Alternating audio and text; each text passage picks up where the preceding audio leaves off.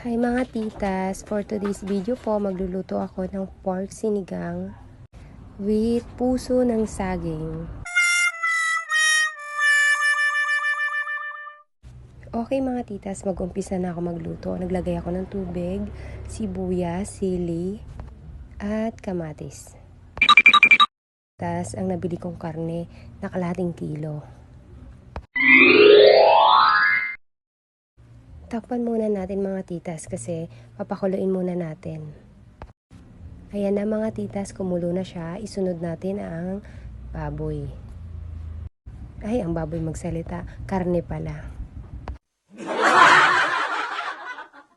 Palambutin lang natin mga titas ang karne. Kasi mas malambot, mas masarap. Hahay, mabuti pa ang karne. Kayang palambutin ang ulo ng tao, hindi. Char.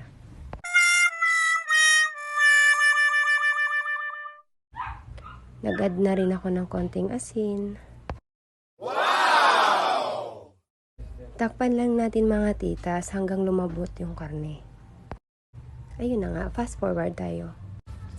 Pag kumulo na siya mga titas, mag-add tayo ng isang pork cubes para mas lalong masarap ang ating pork sinigang. Takpan lang natin at hayaan lang natin siyang kumulo. Pag alam natin na malambot na ang karne mga titas, isunod na natin ang puso ng saging. Ang puso mahalaga sa buhay ng tao. Char. Mix lang natin mga titas, tas takpan natin para lumambot ang puso ng saging. Sana all, lahat lumalambot. Pagluto na mga titas, ang puso ng saging, idagdag natin ang sitaw. Takpan lang natin saglit, tas pag kumulo na, isunod na natin ang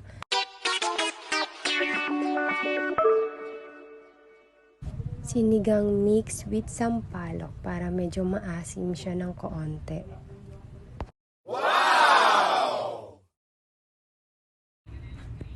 Tapos mga titas, takpan lang din natin siya para lalong lumambot yung karne. Tapos pag malambot na ang karne mga titas, kasaan natin ang baril yan. Char, joke lang.